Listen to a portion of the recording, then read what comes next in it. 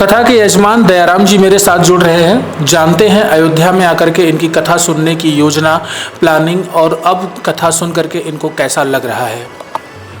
ये हमारा गुरु जी, यहाँ हम गुजरात सूरत से आए हैं और कथा के लिए हम यहाँ आज लोग कम से कम 110-15 लोग लेकर आए हैं और हमारी कथा के अयोध्या धाम में बहुत अच्छी तरह से हमको खूब आनंद आ रहा है। और ये भगवान राम जी की पूरी कृपा है। हनुमान गढ़ी का महाराज के हम दर्शन करके उसके पास रजा लेकर कथा शुरू किया तो बहुत आनंद आ रहा है हमको। कितने वर्षों से आप कथा सुनते आ रहे हैं? मैं ये कथा का तो मैं कथा सुनता भी हूँ और मैं कथा का आयोजन भी करता हूँ। तो हर साल मैं 2 कथा करता हूँ। जो अलग अलग स्थल में है, बड़ा बड़ा स्थल भगवान का है, वहाँ मैं कथा करता हूँ और ये आयोजन हम करते हैं। अगली बार फिर अयोध्या में कथा को लेकर के आप कब आएंगे, क्या योजना रहेगी? हमारी तो इच्छा तो बहुत बड़ी है कि एक साल में हर अयोध्या में 1 साल हम कथा करेंगे, क्योंकि अयोध्या धाम ही ऐसा है, एक क्षण भी यहाँ शांति मिल गई तो हमारा जीवन धन्य हो जाता है। अयोध्या धाम ऐसा है। और अब नगरी कैसी लग रही, फिर कब आने का विचार है और यहाँ से गुजरात वालों को क्या संदेश देंगे कि अयोध्या आने के लिए? ये अयोध्या में पहले भी आ चुका था, तो पहले अभी बहुत सुंदर हो गया है। जब राम जन्मभूमि का, राम लल्ला का जन्म स्थान बन गया और मंदिर बन गया तो बहुत बढ़िया हो गया है। पहले तो आखिर शिकल बदल गई है अयोध्या की। और मैं तो हर साल बोलता हूँ, हर साल मैं अपना सब सहयोगी यात्री को, भाविकों को लेकर हर साल मैं अयोध्या में कथा करने का मेरा विचार पूरा है।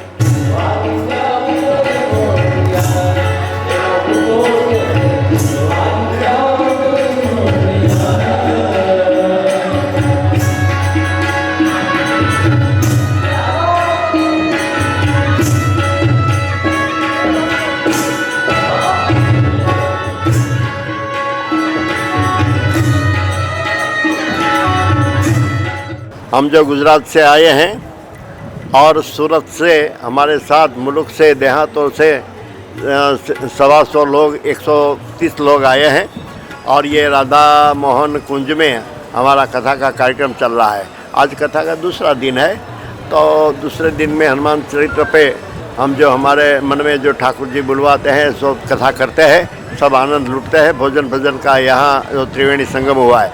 आज पूर्णिमा के दिन ये चंद्र ग्रहण का दिन है।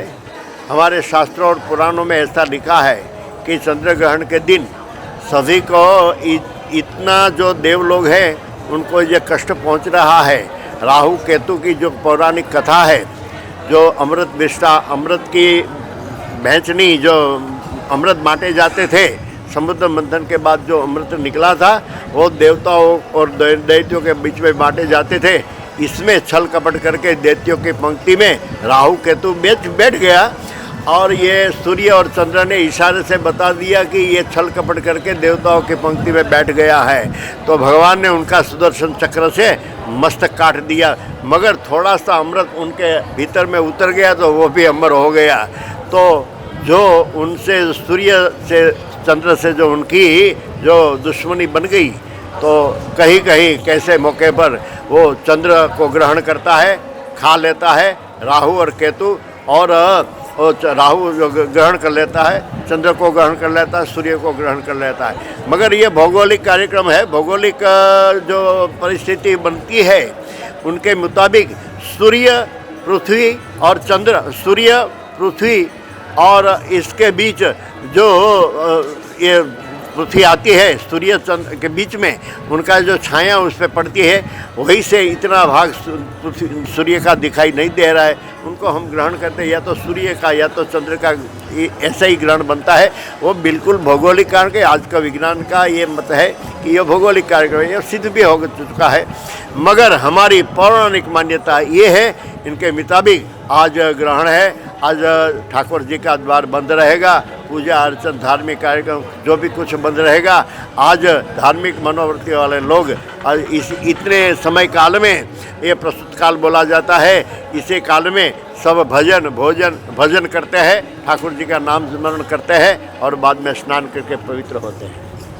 अयोध्या में कथा सुनने को लेकर के क्या, मतलब सुनाने को लेकर के क्या प्लानिंग रही? अयोध्या आकर के आपको कैसा लग रहा है?